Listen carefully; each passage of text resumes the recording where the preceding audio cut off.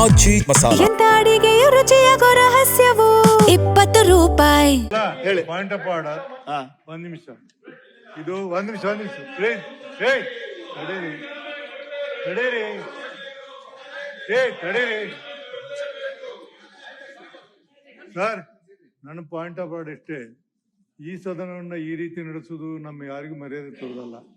ಯಾರೋ ಕ್ವಶನ್ ಕೇಳ್ತಾರೆ, ಯಾರೋ ಉತ್ತರ ಹೇಳ್ತಾರೆ, ಯಾರು ತಿಳಿಯಂಗಿಲ್ಲ. ಬೇರೆಯವ್ರು ನಮ್ಮಂತವ್ರು ಇರ್ತಾವ, ಕೇಳ್ಬೇಕಂತ ಇರ್ತಿದೀವಿ, ಎಲ್ಲ ಇರ್ತದೆ. ಅದಕ್ಕೆ ದಯಮಾಡಿ ನಾ ಏನಂತೀನಿ, ಇದಕ್ಕೆ ಏನಾದರೂ ಒಂದು ಇತಿಶ್ರೀ ಆಡಿ ಸರಿಯಾದ ರೀತಿಯ ಪ್ರಶ್ನೆ ನಡೆಯುವಂಗೆ ಮಾಡಿ ಒಂದ್ ನಿಮಿಷ ಹೌಸ್ ಅಡ್ಜರ್ನ್ ಮಾಡಿ ಕರೀರಿ. ಒಂದ್ ನಿಮಿಷ ತಡೀರಿ, ಕರೀರಿ, ಕರೆದು ಮಾತಾಡಿ ಬರ್ರಿ.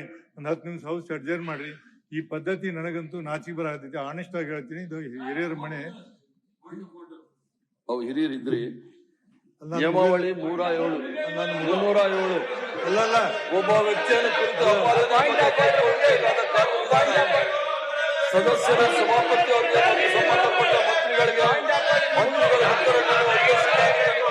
ಸಾಧ್ಯವಾಗುವಂತೆ ಪೂರ್ವ ಮಾಹಿತಿಯನ್ನು ಮತ್ತು ಯಾವ ಸದಸ್ಯ ಯಾವ ವ್ಯಕ್ತಿಯ ವಿರುದ್ಧ ಅಪಮಾನಕರವಾದ ಅಪರಾಧವಾದ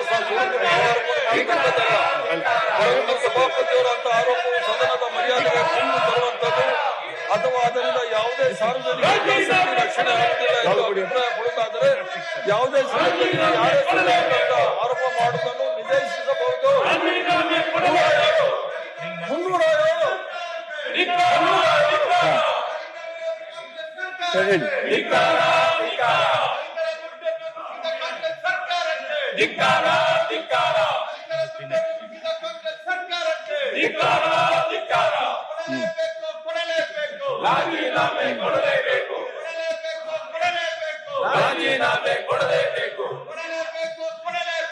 ರಾಜೀನಾಮೆ ಕೊಡಲೇಬೇಕು.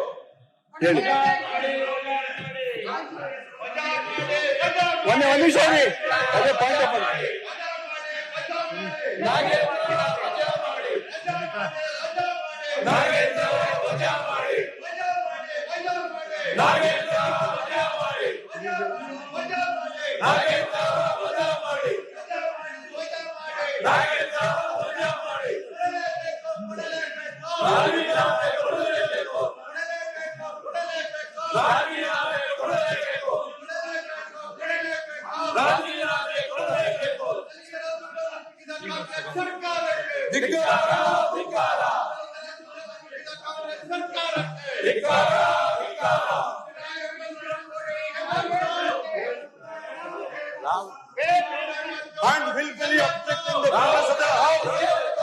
ಆದ್ದರಿಂದ ಮೊದಲ ನಿಯಮ 226 ನೀಡಿ ಅಡ್ಡಿಪಡಿಸುವವರಿಗೆ ಮುಂದುವರೆದರೆ ಸೂಕ್ತ ಕ್ರಮ ಕೈಗೊಂಡು ಪ್ರಶ್ನೋತ್ತರ ಚರ್ಚೆ ಸರ್ಕಾರ ಯಾವುದೇ ಅಡಚಣೆಯಿಂದ ನಡೆಯುವಂತೆ ಮಾಡಿಕೊಳ್ಳಲು.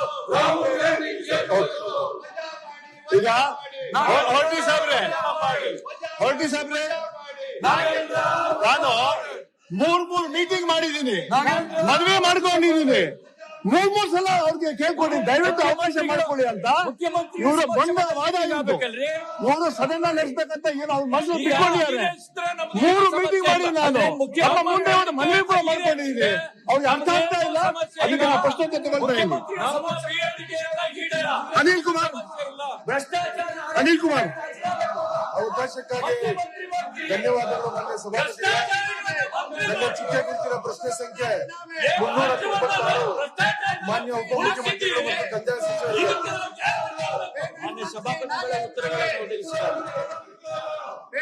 ಮಾನ್ಯ ಸಭಾಧ್ಯಕ್ಷರೇ, ಮಾನ್ಯ ಸಚಿವರು ನನ್ನ ಪ್ರಶ್ನೆಗಳಿಗೆ ಉತ್ತರವನ್ನು ಕೊಟ್ಟಿದ್ದಾರೆ.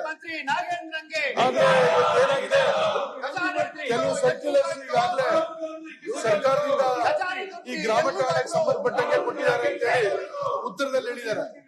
2019ರಲ್ಲಿ ಒಂದು ಸರ್ಕ್ಯುಲರ್ ಇಶ್ಯೂ ಆಗಿದೆ ಅಂತ ಹೇಳಿದ್ದಾರೆ. ಮಂತ್ರಿ ಗ್ರಾಮ ಠಾಣಾ ಈಗಾಗಲೇ